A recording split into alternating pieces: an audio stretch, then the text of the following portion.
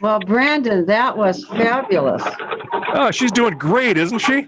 She's doing great. And of course, when anybody does great, I just expand my horizons.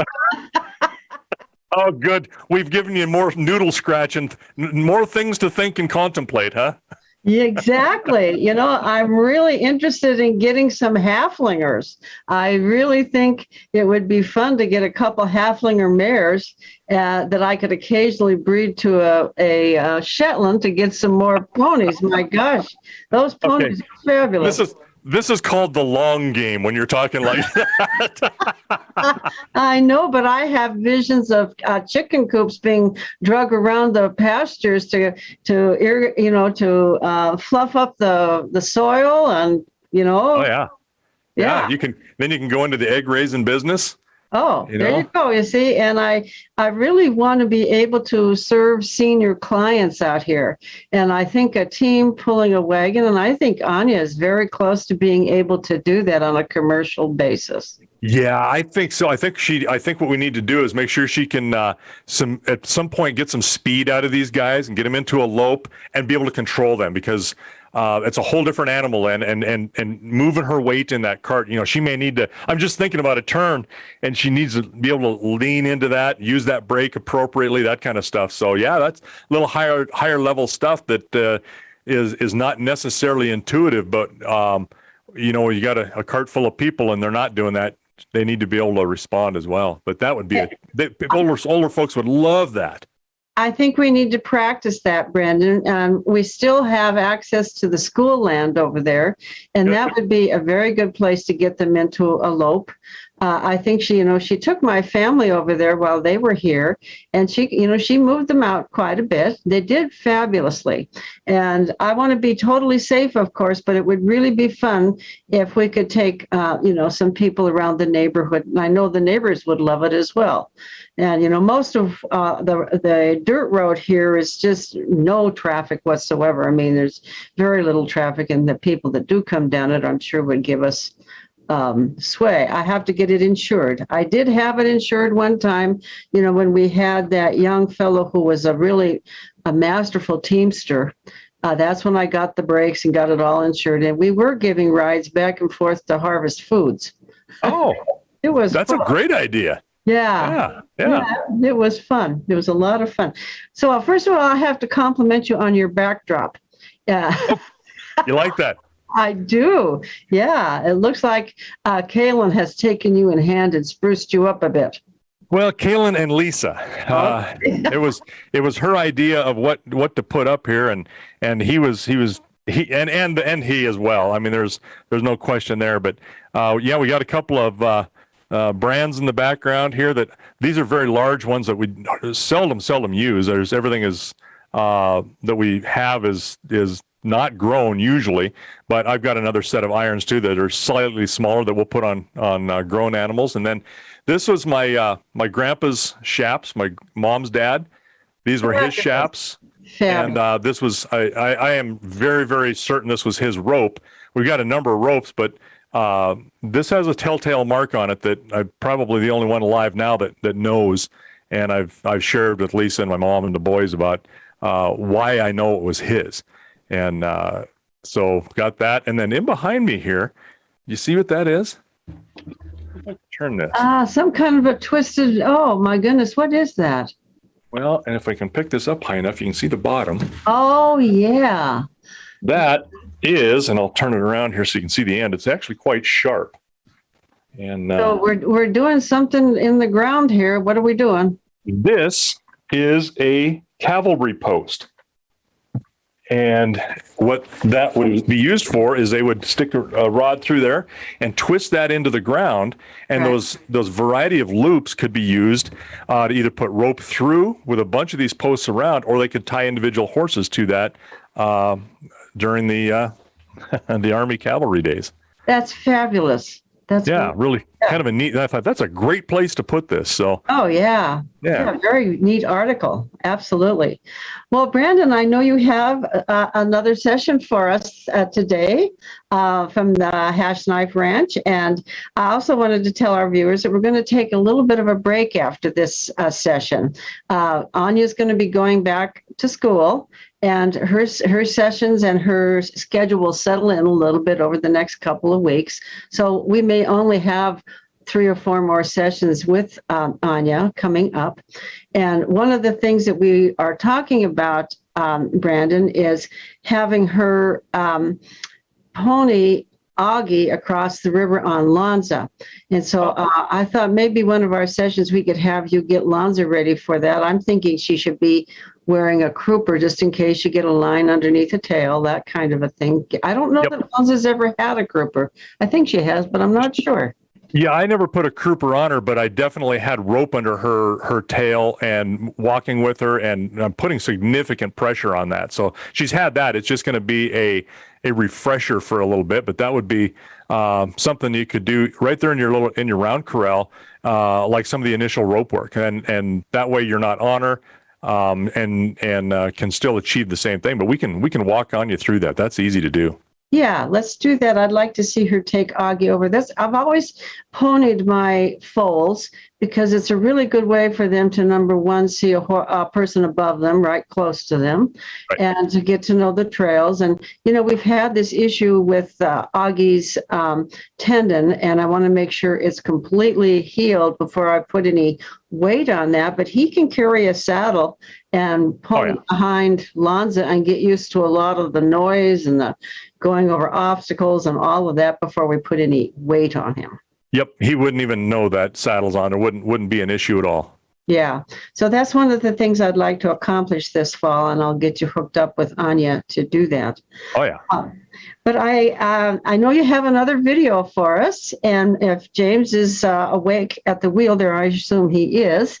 Why don't you give me a snippet of what we're going to be looking at today? Well, this is something that you never want to have happen, but it does happen, and it's something that's kind of a long-term event when it does, and you're kind of stuck. There's an old saying about milk cows that you are married to a milk cow.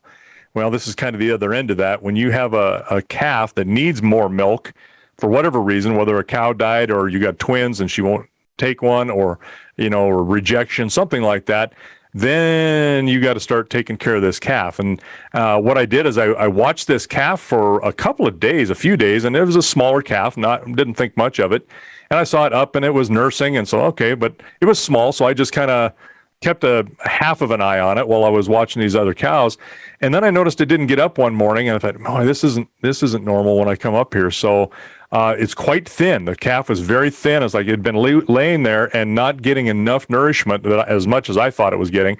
And some of these calves are very small, but you'll notice it's very, very thin because of that, which is my fault. And I felt bad, but we grabbed this calf and brought it in, and then you'll see a progression of over the time of how that calf kind of come around. Well, you've just brought up an issue of second guessing yourself. Whenever there's a sick animal or one that is marginally sick, you read the situation and sometimes you make a mistake, and sometimes it can be very costly. And I don't know if you understand, but we lost Mickey this last week. And I think, and I think it was a bad read on my part early on.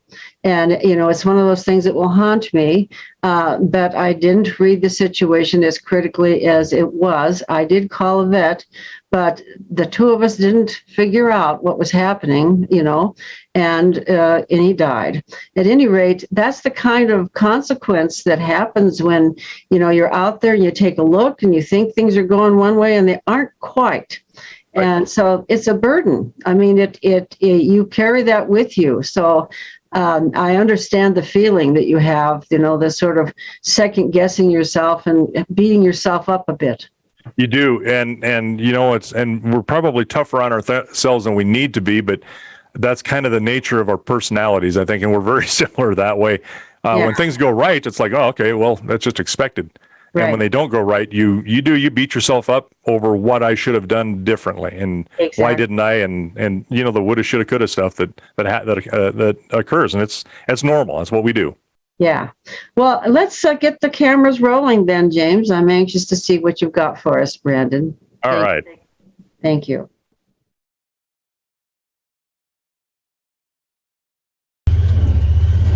Hey, good morning from the Ash Night. I got something a little unusual this morning. I don't like this, but I got to bring a calf in, and it's just not thriving real well. So I had a snotty nose yesterday morning, so I gave it a little bit of antibiotic, and it's in here with me. As you can see the back there, I got Mom following along.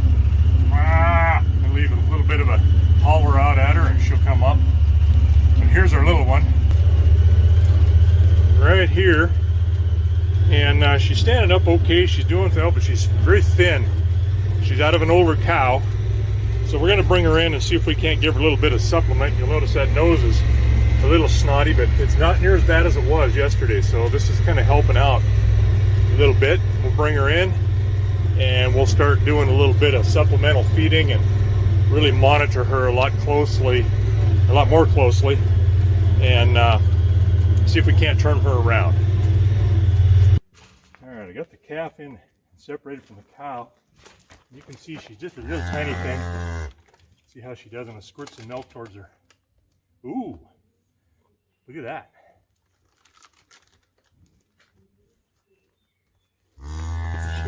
Pushing into that. A lot of times you can back them up into a gate or a corner. Oh, look at that. She's hungry. I just don't think this cow's producing for her like she should. Wow. All right. So that means we need to supplement this calf quite readily and often here. Look at that. And she'll follow that around. And I'm just using a water bottle. I find I can crush it for those that don't start, but boy, we haven't had any problem with this.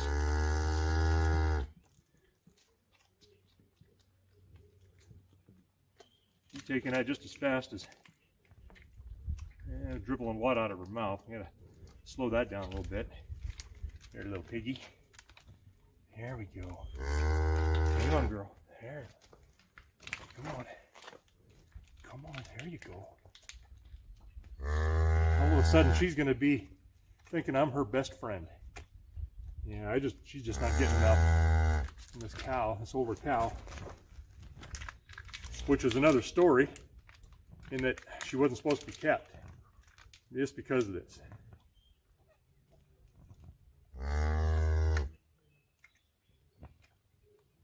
All right, we're gonna get her turned around. Her snotty nose, I'm not really that concerned about as much now. I did give her yesterday a shot of antibiotic, and so we'll take note of who she is, what she got. I've written that down on a logbook. There you go. Oh, look at you. Yeah. I'm going to give you some more. I'm going to go get some more for you. Yeah, you just hang tight there, little one. I can crush this bottle down. There we go. Yeah. Yeah, that's a kid. That's a kid. Yeah, look at that.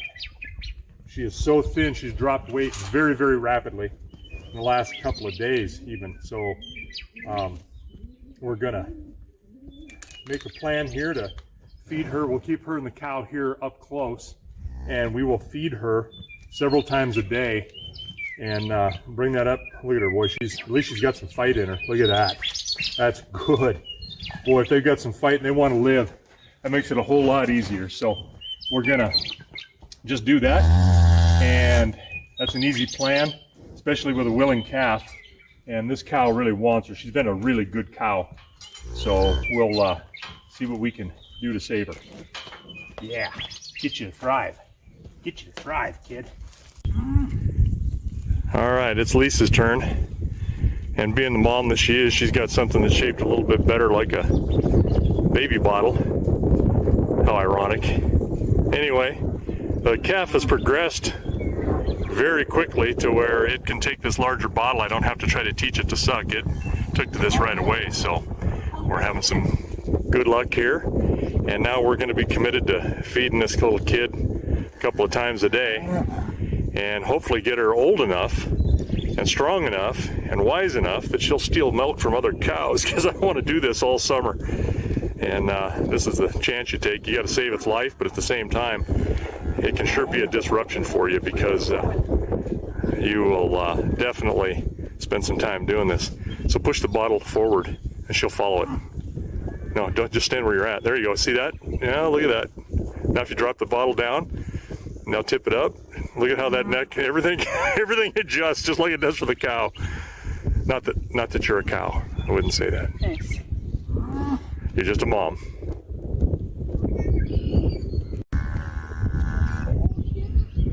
No, you can't have any more of that.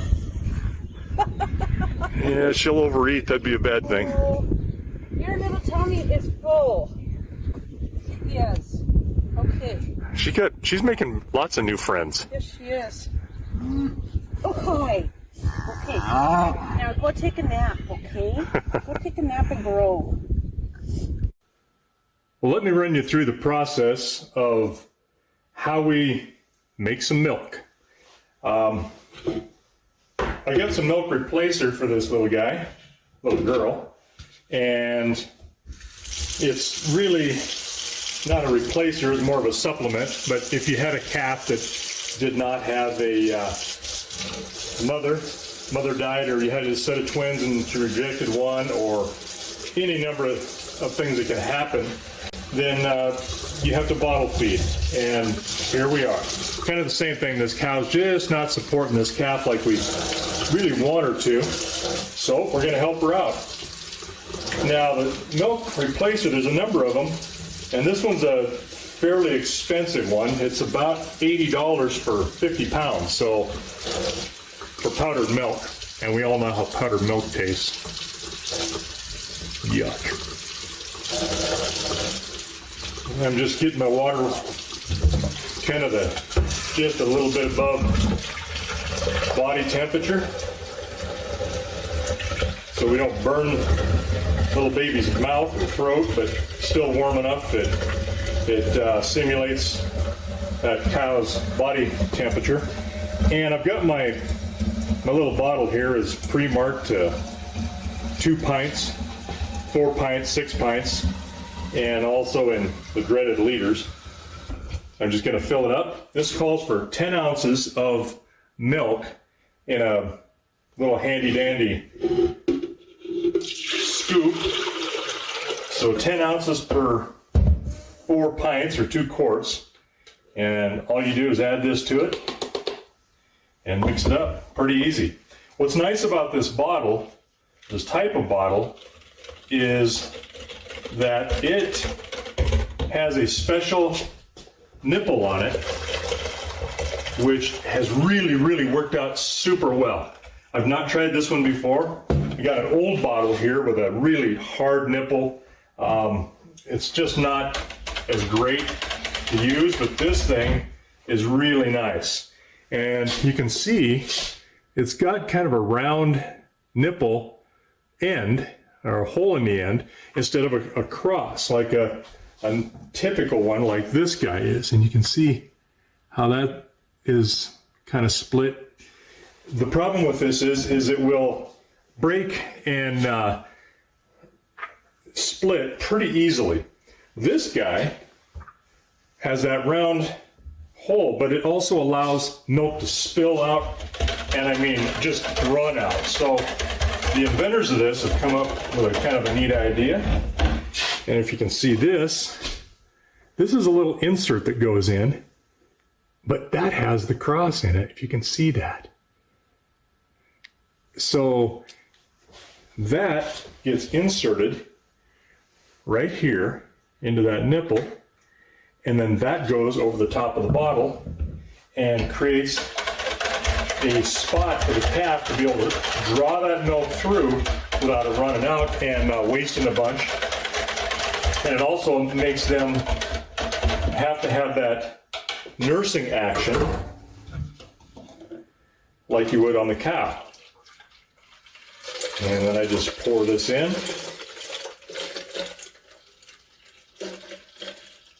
carefully.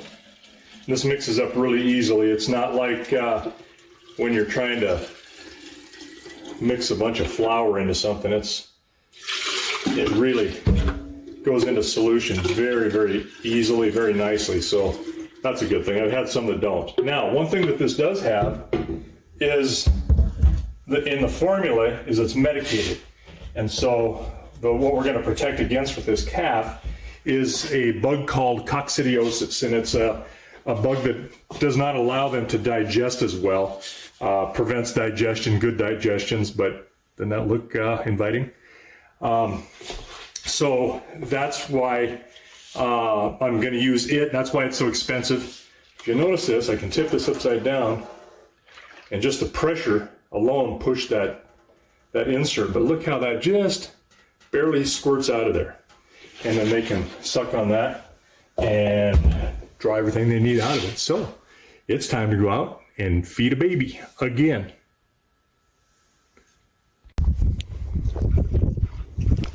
Yep, the rain hit, the rain's gone, the snow's here, but we have our Baba. See our baby bottle? Yes, someone's enjoying. Well, it's early morning, and it's kind of cool out. We're taking up drinking, and you can see my baby bottle full of warm milk. And somebody is looking at me with that look on their face like, hey, you might not be such a... And there she is. Look at her. Yes. So we'll see if we can get her to come to us. She's only been fed, half a dozen times now, but look at this. Oh yeah, this is what happens.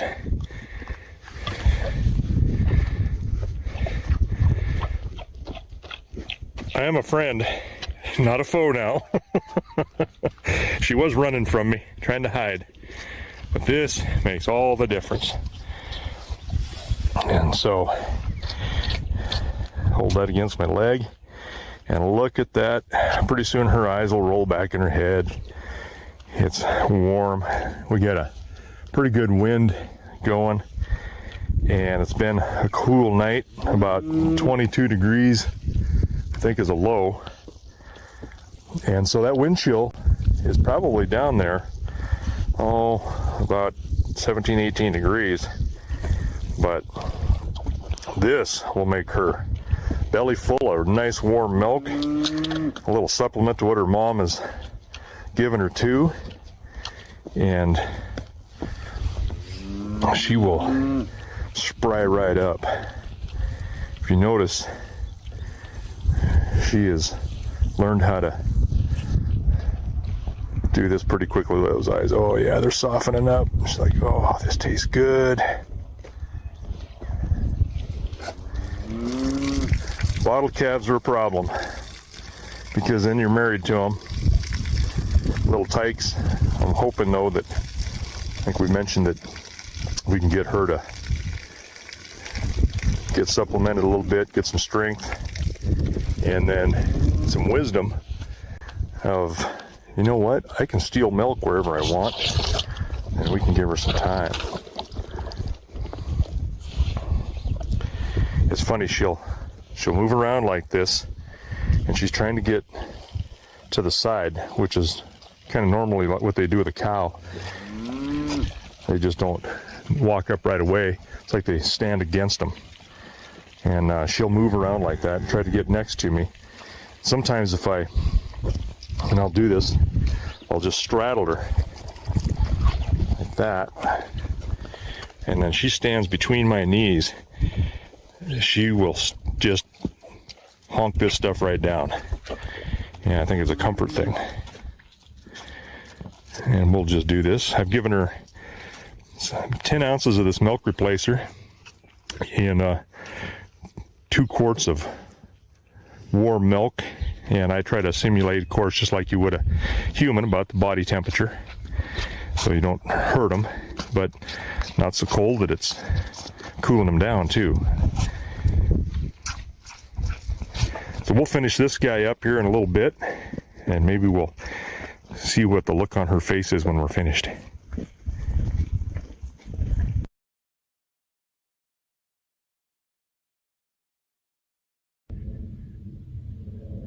Well, someone's getting a little precocious. Come get your bottle. Come here. Licking those lips. Come here.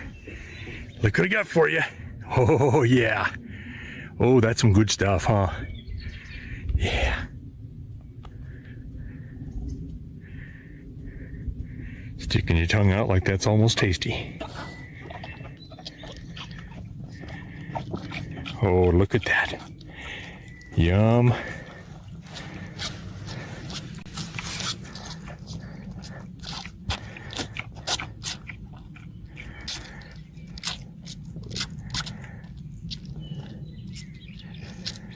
That's some good stuff right there.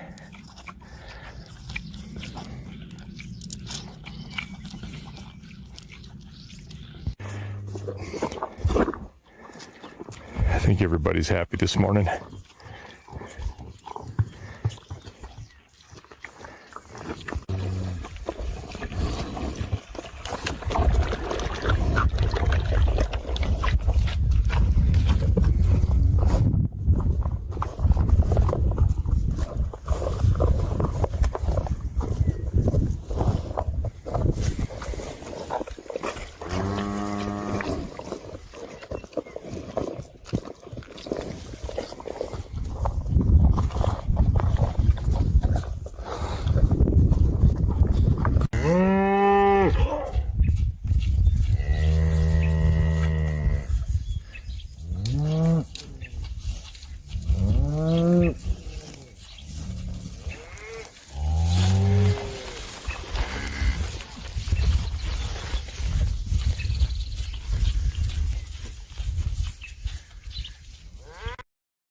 Brandon, you could see the weight difference on that calf as time went on. When you first brought her in, her hips were really kind of bony, sticking right Yes. out there.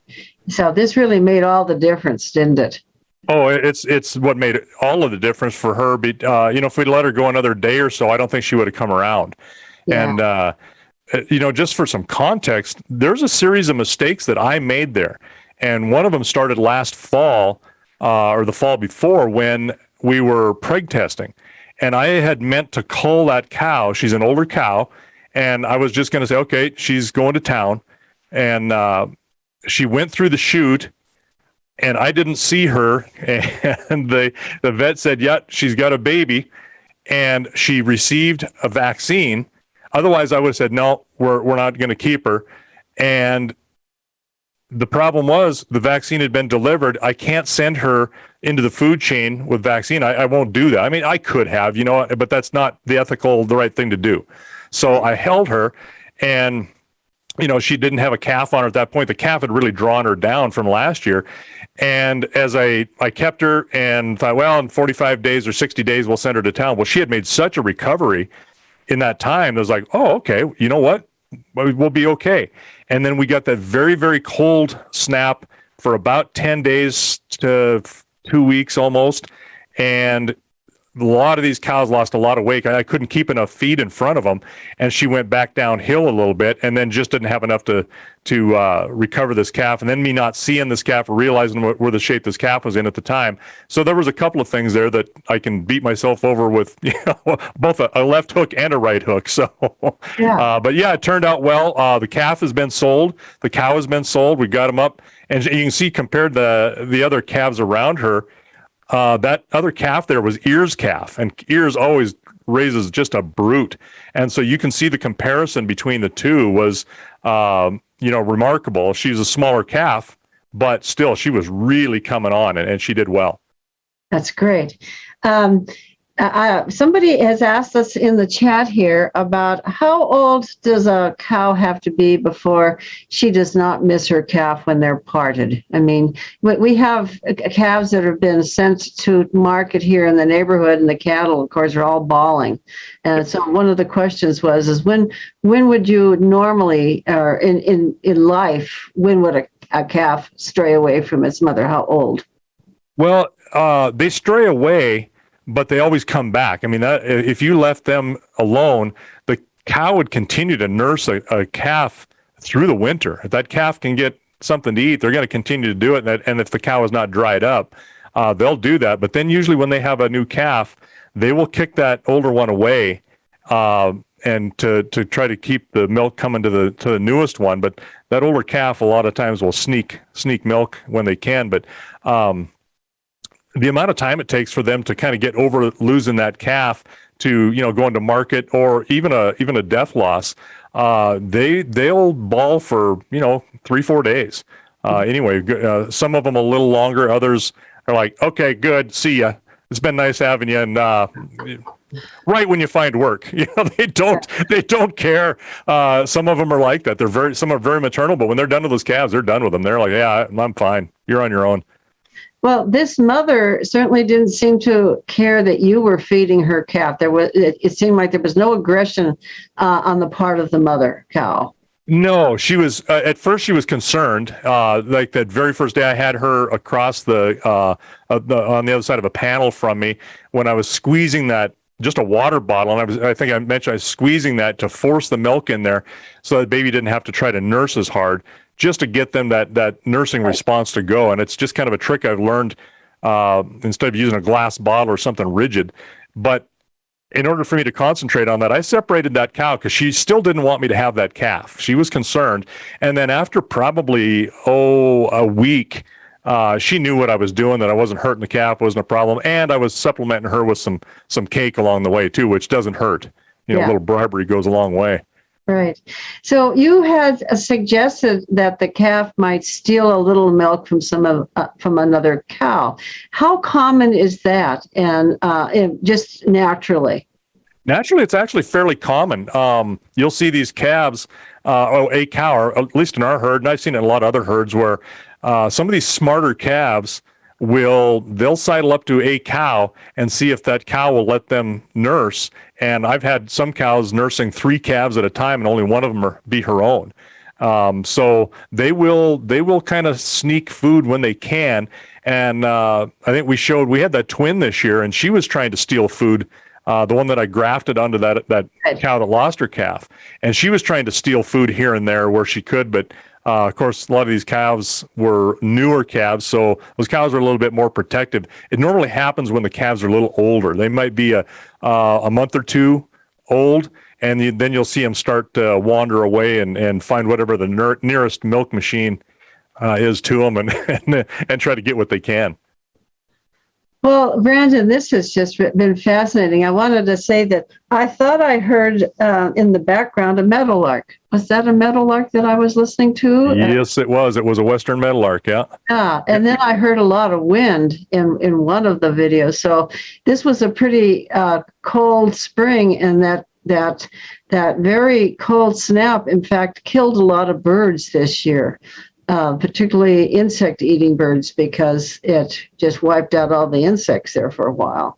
Yeah, and of course the meadowlarks are, they're ground nesters, but they head south for the winter. They're a little smarter than we are, and then they come back in the spring when the coast is a little more clear. But we get a lot of meadowlarks here. And when I hear a meadowlark, it's like, okay, spring is here. Yeah. I don't look for robins. I look for meadowlarks. And when my son was stationed in Afghanistan, the first meadowlark I heard, I got a picture and a recording of it and sent it to him, kind of a postcard from home. Yeah, absolutely. What a beautiful thing to do, Brandon. Well, thank you for inviting us into your life and into your family. I just greatly appreciate it. And as I've said before, we're going to take a little bit of a hiatus, but Brandon will be back. He's not going anywhere. He's been involved with us for a very long time, and we are so grateful for it. Brandon, I want to thank you for this series, and we'll get you back soon as people's schedules kind of figure it all out. We've got some more videos for you. We've been saving them and stashing them, so there's more to come. Well, that's great, and I want to get Kalen on when he comes home, and I'd like to talk to him about some of his writing efforts. He's such a beautiful writer, so he's a good writer. Things in store from the Carpenters, folks, so don't stray too far. Thank you, Brandon, as always, and give my love to your family. I will. Thank you, Suzanne. We'll see everybody. Okay, bye.